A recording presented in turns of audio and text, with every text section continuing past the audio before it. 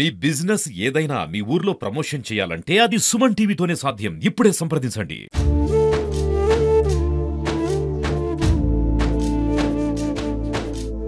ఇక కాడపిల్లలే ఇలా ఆయన కాడపిల్లలు తోడుకుండేరు బాగా తీసుకోవాలి కానేటప్పుడు కూడా బాధపడ్డాను.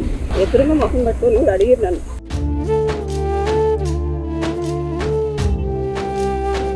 ఆడపిల్లలకు చదివిందికాయ పని లేదు చదవడం అవసరమా? పెళ్లి చేయాలి వాళ్ళకి ఈర్ష, వాళ్ళు పెళ్లి చేసి మోసపోయారు కదా అనేది కూడా ఓలనుకుంటున్నావు. దెబ్బతినోళ్ళే అంటారు. మనం వెతుకుతున్నామంటే మనోళ్ళే దగ్గరోళ్ళే ఉంటారు. మన శత్రువులు ఎక్కడో ఉండరు.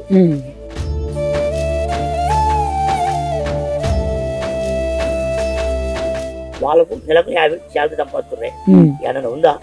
శాలరీ పడగానే ఎవ్రీ మంత్ 28వ తారీఖు నాకు డబ్బులు మొత్తం పడతారు. ఆశ్చర్యం, ₹1 ఉంచుకోరు. పడ్డ 50,000 పడితే 45,000 40,000 పడతారు.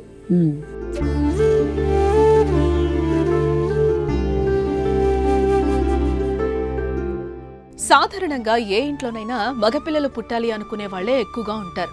ఆడపిల్లలు పుడితే హర్షించేవారు తక్కువగానే ఉంటారని చెప్పాలి. అయితే ఎక్కువ కుటుంబాల్లో ఆడ మగ ఇద్దరు ఉంటే ఎక్కువ సంతోషిస్తూ ఉంటారు. కానీ కొన్ని కుటుంబాల్లో కేవలం ఆడపిల్లలే పుట్టడం వల్ల కొంతమంది తల్లిదండ్రులు అయ్యో మాకు కొడుకులు లేరాయరే అని బాధపడుతూ ఉంటారు. కొందరు మాత్రం కూతుళ్లే మేలు, మహాలక్ష్మి పుట్టింది అనుకుంటూ ఉంటారు. అయితే మనం ఇప్పుడు చూడబోయే ఈ స్టోరీలో ఓ నిరుపేద కుటుంబానికి చెందిన గీత కార్మికుడికి ఒక్కరు కాదు ఇద్దరు కాదు ఏకంగా 3 ఆడకూతుళ్లు జన్మించారు. అయితే స్వతహాగా నిరక్షరాస్యుడైన ఆ తండ్రి చదువు విలువ తెలుసుకుని తాను చదువుకోకపోయినా తన కూతుళ్లను ఉన్నత చదువులు చదివించాలి అనుకున్నాడు. రెక్కాడితే కాని డొక్కాడని పరిస్థితుల్లో ఉపాధి కోసం బయటి రాష్ట్రాలకు వెళ్లి మరీ కూతుళ్లను మాత్రం మంచి స్కూళ్లలో చేర్పించాడు. అయితే ఆడపిల్లను చులకనగా చూసే ఈ రోజుల్లో ఆ పిల్లలను ఎగతాళి చేయని వాళ్ళు లేరంటే అతిశయోక్తి కాదేమో. వాళ్ళకెందుకు ఉన్నత చదువులు, పెళ్లి చేసి అత్తారింటికి పంపించేయక అని ఊరోవాడ అంతా ఒకటే మాట. కానీ ఆ తల్లిదండ్రులకు ఆ మాటలేవి చెవికెక్కలేదు. 3 కూతుళ్లను ఉన్నత చదువులు చదివించారు. తండ్రి మాట జవదాటని ఆ 3 అక్క చెల్లెళ్ళు మగపిల్లల కంటే మేం ఏ విషయంలోనూ తక్కువ కాదు అని నిరూపించారు. ఇప్పుడు ఆ 3 మంచి మంచి ఉద్యోగాలు సాధించి తమని ఆడపిల్లలు అని అవమానించిన వారికి చెంపపెట్టు లాంటి సమాధానమిచ్చి సభ్య సమాజానికి ఆడపిల్లను తక్కువ చూడదని స్ట్రాంగ్ మెసేజ్ ఇస్తున్నారు. ఏంటా ఇన్స్పైరింగ్ స్టోరీ ఇప్పుడు చూద్దాం.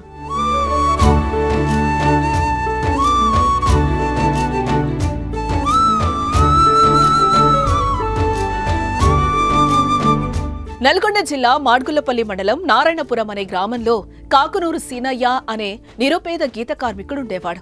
చిన్నతనంలోనే తల్లిదండ్రులను కోల్పోయిన అతడు అన్న సహకారంతో తన 12వ సంవత్సరంలోనే కల్లుగీత కార్మికుడిగా మారాడు. తెలంగాణలో అన్ని కాలాల్లో కల్లు గీయడం కుదరకపోవడంతో గుజరాత్ రాష్ట్రం సూరత్కు వెళ్లి ఉపాధి పొందాడు. చిన్నప్పుడు ఎన్నో కష్టాలు పడ్డాం. అది చిన్న వయసులో అమ్మగారు చనిపోయారు. నాన్నగారికి ఏం అమ్మాయిప్పుడు అప్పట్లో చదువులు లేవు. ఉన్నది మీ 3 ఆడపిల్లలు, 3 అక్కలు, 3 అన్నదమ్ములు. అయితే చిన్న వయసులో అమ్మ నాన్న చనిపోయారు. ఇక నా బాధలు చెప్పుకోవాలంటే అప్పట్లో మనకు అన్నం తినడానికి కూడా సొమ్మత లేదు, తిండి కూడా మనకు ఏం లేదు. 7 సంవత్సరాలు అప్పుడు తాడ్చిట్ ఎక్కిన. ఇది వాస్తవం, చాలా మందికి తెలియదు. చెప్పిన అది నమ్మటానికి నమ్మశక్యంగా విషయం. 91లో తాళ్ళు గీయడం నేర్చుకున్నాం. 91, 92, 93, 95 దానికి ఇక్కడనే మన తెలంగాణలో ఉన్నాం. 95 తర్వాత సూరత్ పోవడం జరిగింది. అయితే అనతి కాలంలోనే మంచి పేరు ప్రఖ్యాతులు సంపాదించిన అతడికి తాటికల్లుకు చెందిన మంగమ్మతో వివాహం జరిగింది. 1999లో మొదటి సంతానం జ్యోతి జన్మించింది. సంతోషంగా ఉన్న వారికి మరో 2 ఏళ్లకు మళ్లీ ఆడకూతురు స్వాతి జన్మించింది. అంతే, ఊరువాడ అంతా సీనయ్య నష్టజాతకుడు, 2 ఆడపిల్లలే పుట్టారు, ఖతమీన పని అయిపోయింది అంటూ ఎగతాళి చేశారు. గుర్తుపెట్టుకోండి, మనం వెతుకుతున్నామంటే మనోళ్ళే దగ్గరోళ్ళే ఉంటారు. మన శత్రువులు ఎక్కడో ఉండరు. సరే, నాకైనా మీకైనా ఏ రాజకీయ పరంగా చూడు, ఆడ చూడు, మన శత్రువు మన పక్కనే ఉంటాడు. అనరు, ఎదురుగా అనరు, మనతో మంచిగా ఉంటారు. పక్కన వద్దు కామెంట్ చేస్తుంటారు. ఆడపిల్లకి చదివిందికాయ పని లేదు, చదవడం అవసరమా? పెళ్లి చేయాలి వాళ్ళకి ఈర్ష, వాళ్ళు పెళ్లి చేసి మోసపోయారు కదా అనేది కూడా ఓలనుకుంటున్నావు. దెబ్బతినోళ్ళే అంటారు.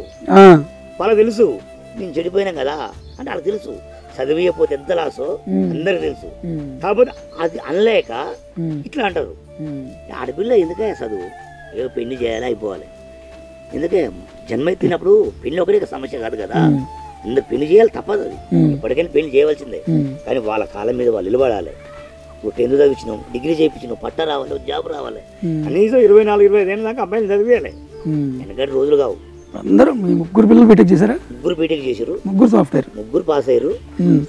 ఇక అసలు ఒకళ్ళు మించిన ఒకళ్ళు, ఓకే ముగ్గురే. తనకు కొడుకు పుట్టలేదన్న బాధ కంటే ఎదుటివారు అనే సూటిపోటి మాటలకు ఆ దంపతులు ఎక్కువ బాధపడేవారు. తమకు 2 ఆడకూతుళ్లు చాలు, కుటుంబ నియంత్రణ ఆపరేషన్ చేయిస్తానంటే అన్న కాకునూరు లింగయ్య అడ్డుకున్నాడు. నాకెలాగో పిల్లలు లేరు, పెద్ద కూతుర్ను నేను పెంచుకుంటాను, నువ్వు ఈసారి కొడుకును కను అంటూ ప్రోత్సహించాడు. కానీ 3వ సారి కూడా మళ్లీ కూతురే సంధ్య పుట్టింది. దీనికి తోడు పెద్ద కూతురును పెంచుకుంటారన్న అన్న అకాల మరణం చెందాడు. నాన్న లేనప్పుడు బాబల్లే మా పెద్దన్నయ్య రామలింగయ్య అని చనిపోయినప్పుడు అసలు ఆ బాధ నేను కొద్ది రోజులు కోలుకోలేకపోయినా. ఆయనకు పిల్లలు కూడా లేరు పాపం. నేనే తలుగురు పెట్టిన, నేనే మొత్తం కార్యక్రమాలు చేసిన. ఆ దేవుడి దయ వల్ల ఆయన చనిపోయినాక అంతకుముందే నాకు 3వ పాప కూడా పుట్టింది. చిన్న అమ్మాయి కూడా అంతకుముందే పుట్టింది. 3వ పాప పుట్టినాక చనిపోయిండు. ఆయన చాలా బాధపడేవాడు. నేను బాధపడలే. ఇప్పుడు ఆడపిల్లని నాకు తెలుసు, ఆడపిల్ల అయినా నేను చదివిస్తా, నేను ఒక స్థాయికి తీసుకొస్తానా, ఆ దమ్ము ధైర్యం నాలో ఉంది. కానీ ఆయన చాలా బాధపడ్డాడు. అనుకోకుండా సూరత్లో చనిపోయినాడు. ఒకవైపు తెలంగాణ రాష్ట్రంలో కళ్ళు పారడం లేదు, మరోవైపు ముగ్గురు కూతులు స్కూలుకు వెళ్లే వయసుకొచ్చారు. తాను చదువుకోకపోయినా సూరత్ వెళ్లినప్పుడు తనకు చదువు లేకపోవడంతో ఎన్ని ఇబ్బందులు ఎదుర్కొన్నాడో గుర్తుంచుకున్న సీనయ్య ఎలాగైనా తన ముగ్గురు కూతుళ్లను గొప్పగా చదివించాలి అనుకున్నాడు. కూతుళ్లను మాడుగులపల్లిలోని ఓ ప్రైవేట్ స్కూల్లో చేర్పించాడు. 6 నెలలు సూరత్ వెళ్లి అక్కడ కళ్ళు గీస్తూ మరో 6 నెలలు ఇక్కడ కష్టపడుతూ ముగ్గురు కూతుళ్లను ప్రైవేట్ స్కూల్లోనే చేర్పించాడు. అయితే తండ్రి తమకు ఏది అడిగినా ఇస్తున్నాడని గ్రహించిన ఆ పిల్లలు ప్రైమరీ ఎడ్యుకేషన్ అయిపోయాక మిర్యాలగూడలోని ప్రముఖ స్కూల్లో ఏసీ క్యాంపస్లో చేర్పించాలని అడిగారు. ముగ్గురు పిల్లలు బాగా చదువుతూ ఉండడంతో ఉపాధ్యాయులు కూడా మంచి స్కూల్లోనే చేర్పించాలని సూచించారు. వాళ్ళకేం తెలుసు ఆ తండ్రి ఎంత కష్టపడి తమను చదివిస్తున్నాడో అని. అయితే కూతుర్ల కోరిక కాదనలేక అందరినీ అదే స్కూల్లో చేర్పించాడు. అప్పుడు మొదలుపెట్టారు చుట్టుపక్కల జనం. తమ ఏడుపునంతా వెళ్లగక్కారు. పడని వారైతే చెప్పనక్కర్లేదు. సీనయ్య ఏతులకు పోయి ఆడపిల్లలను పెద్ద పెద్ద స్కూల్లో చేర్పిస్తున్నాడు, చూడకపోతామా ఒక్క బోర్లా పడకపోతాడా అని ఒకటే ఎగతాళి. చిన్నప్పటి నుంచి ఇంగ్లీష్ మీడియం చదివించాడు డాడీ, నన్ను చెల్లె వాళ్ళందరినీ. కాకపోతే ఎట్లా కొంచెం బాగా అనిపిస్తుండే.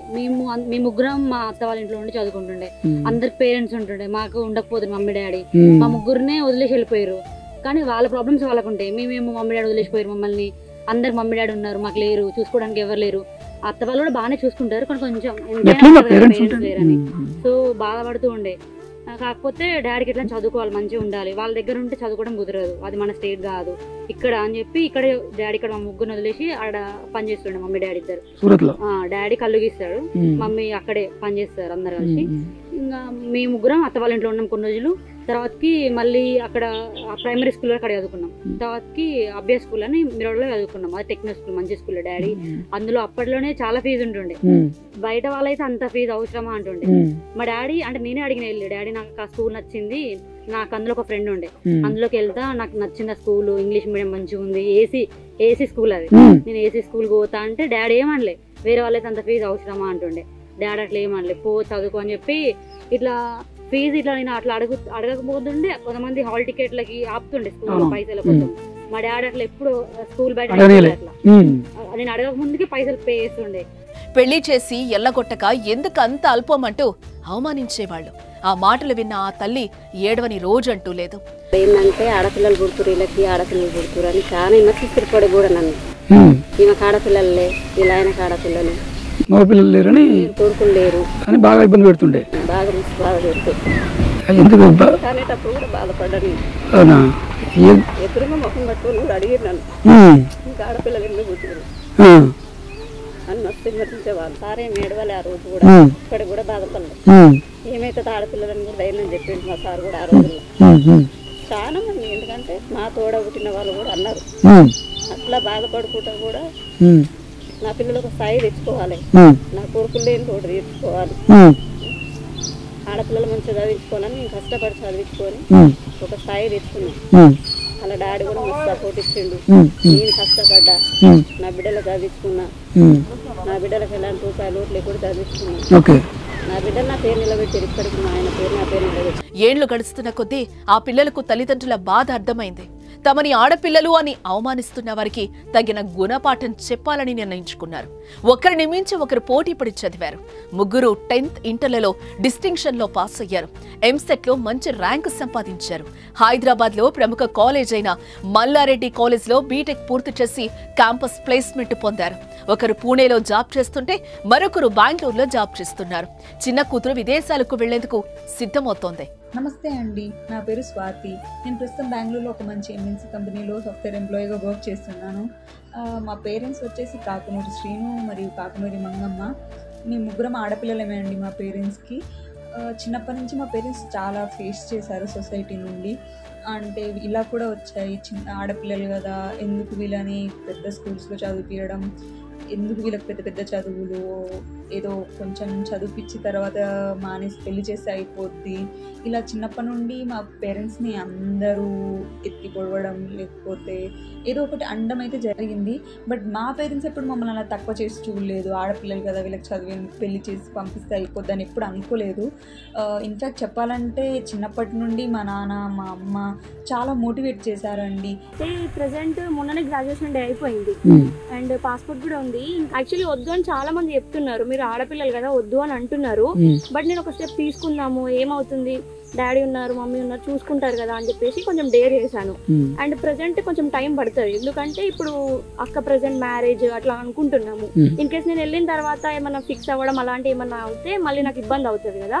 సో కంప్లీట్ అయ్యాక కొంచెం మెల్లిగా వెళ్దామని అనుకుంటున్నాను. అయితే వీరు ముగ్గురు కేవలం చదువుల్లోనే కాదు, ఏ విషయంలోనూ తాము మగ పిల్లలకు తక్కువ కాదని నిరూపిస్తున్నారు. మగవారితో పాటుగా అన్ని పనులు నేర్చుకున్నారు. బైక్ రైడింగ్, ట్రాక్టర్తో వ్యవసాయం, కార్ డ్రైవింగ్ ఒక్కటేంటి అన్ని పనులు అవలీలగా చేసేస్తారు. చెప్పాలంటే మా అక్క, సో మా అక్క అయితే ఎప్పుడు మోటివేట్ చేస్తూ ఎంకరేజ్ చేస్తూ ఉండేది. ఫస్ట్ టైం నాకు జాబ్ వచ్చినప్పుడు కూడా నాకు లొకేషన్ గురుగ్రామ్ ఢిల్లీలో వచ్చింది. సో నేను చాలా భయపడ్డాను, బికాజ్ అది నార్త్ సైడ్, చాలా దూరం, ఎవరు ఉండరు, నేను ఉండగలనా లేదా, జాబ్ చేయగలనా లేదా అని ఒక డౌట్ అయితే వచ్చింది. బట్ మా అక్క మాత్రం చాలా మోటివేట్ చేసేది. ఏం కాదు, ఇప్పుడు నాన్న వైపు అన్ని వేళ్ళు అమ్మ నాన్న వైపు చూపిస్తున్నారు, సో ఇప్పుడు మనం ఆగిపోతే అది వాళ్ళన్నది కరెక్ట్ అవుతుంది, సో మనం ఎప్పుడైనా ముందు ఉండాలి. వీళ్ళ క్రమశిక్షణ చూస్తే ప్రతి ఒక్కరికి ముచ్చటైక మానదు. వాళ్ళకి పెద్ద పెద్ద ప్యాకేజీలతో ఉద్యోగం వచ్చిన శాలరీనంతా పైసా మిగుల్చుకోకుండా తండ్రికి ట్రాన్స్ఫర్ చేస్తారు. వాళ్ళ ఖర్చులకు తండ్రి నుంచి మాత్రమే తీసుకుంటారు. తండ్రి కూడా అంతే, కూతుర్లు 5,000 అడిగితే 10,000 పంపుతాడు. అందరి తండ్రిలాగా ఎలాంటి ఆంక్షలు పెట్టలేదని చెప్తున్నాడు.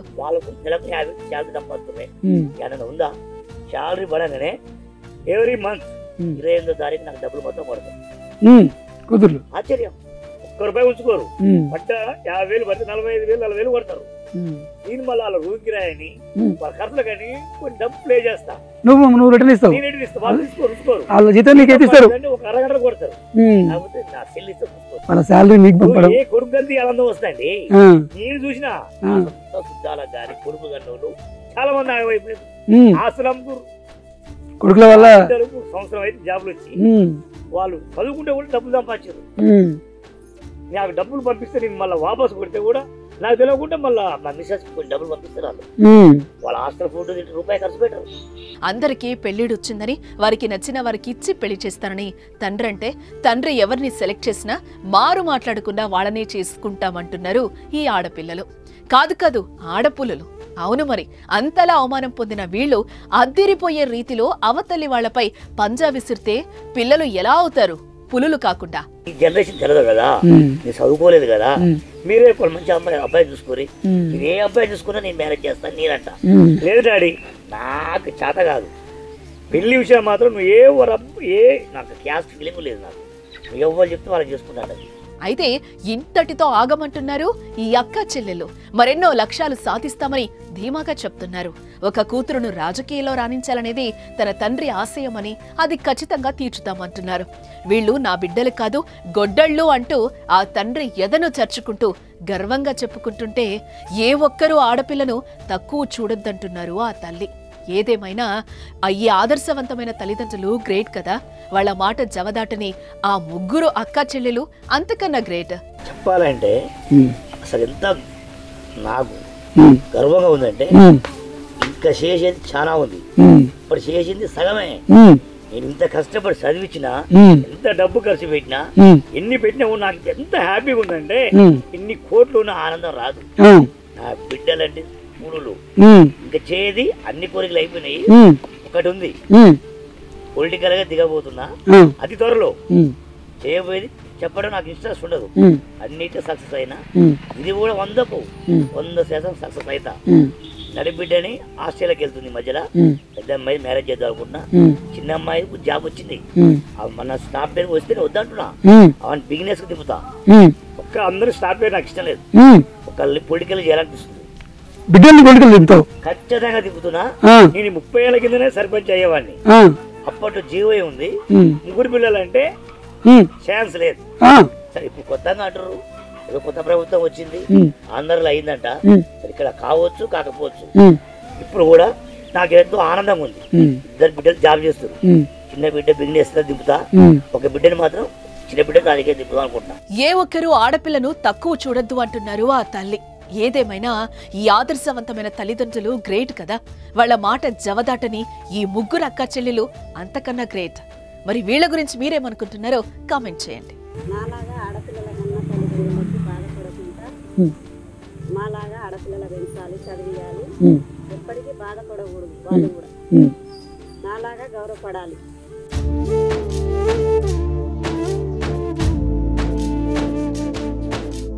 ఈయన ఆడపిల్లలే, వీళ్ళ ఆయన ఆడపిల్లలు తోడుకుని లేరు. బాగా చేస్తారు. కానేటప్పుడు కూడా బాధపడ్డాను. ఎదురుగా ముఖం పట్టుకొని కూడా అడిగి నన్ను.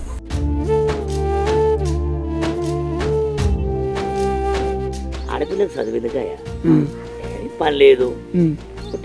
చదవడం అవసరమా? పెళ్లి చేయాలి. వాళ్ళకి ఈర్ష, వాళ్ళు పెళ్లి చేసి మోసపోయారు కదా అనేది కూడా ఓలనుకుంటున్నావు. దెబ్బతినోళ్ళే అంటారు. మనం వెతుకుతున్నామంటే మనోళ్ళే దగ్గరోళ్ళే ఉంటారు. మన శత్రువులు ఎక్కడో ఉండరు.